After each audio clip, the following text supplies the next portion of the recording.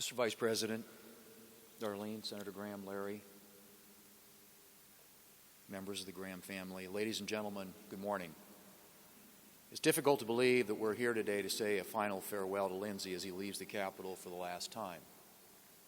My heart is heavy. I feel his absence every day, and I know so many of my colleagues do as well. Senators on both sides of the aisle counted him as a friend.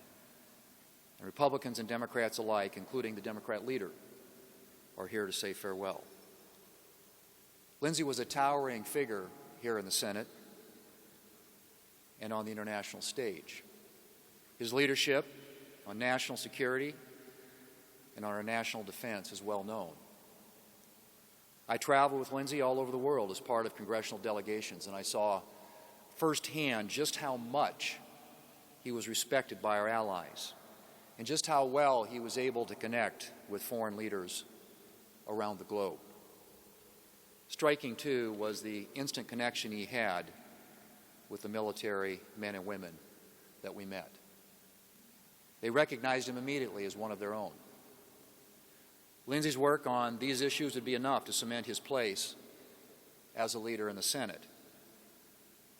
But he was a leader on many other issues, too. As chairman of the Senate Judiciary Committee in the 116th Congress, he fought tirelessly to advance well-qualified judges.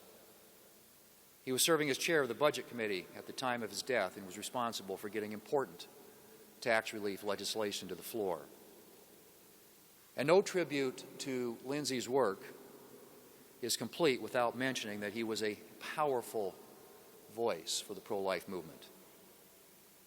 Until my last breath, I will be fighting for this cause, he said. And he was. He was a fierce defender of Ukraine. He was a fierce defender of the unborn.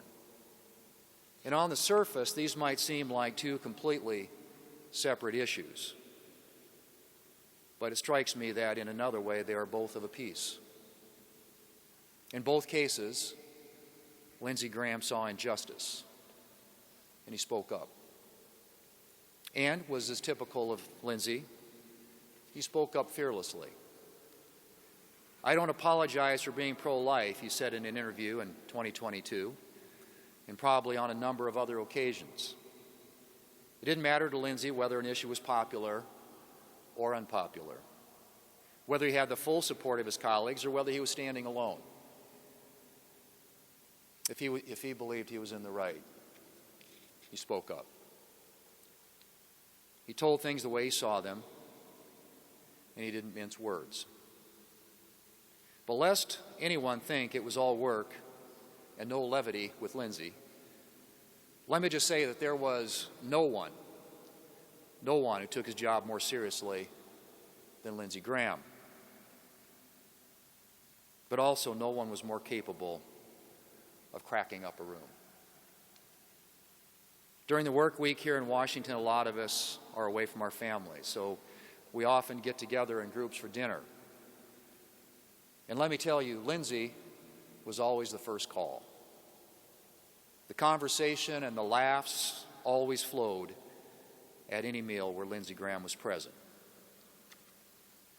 He was entertaining always, and pretentious never. There are a lot of so-called self-made people in the world, he once said. I'm not one of them. My family, friends, neighbors, and my faith picked me up when I was down, believed in me when I had doubts. You made me the man I am today, he said. Ladies and gentlemen, Lindsey will be remembered as a senator and as a statesman. But for me, most of all, I will remember him as my friend. It's hard to think that there will be no more Senate dinners with Lindsey, that he won't be dropping by my office to discuss some piece of legislation or make me laugh with his witty commentary.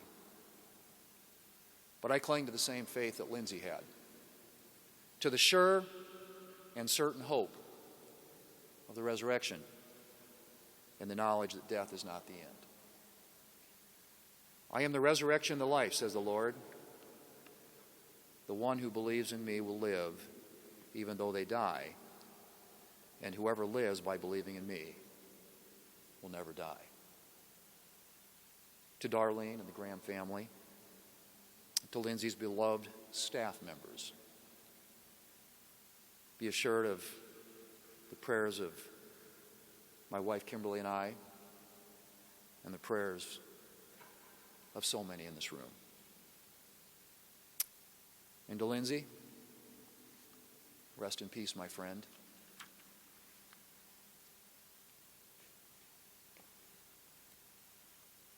I look forward to the days when you make us all laugh again.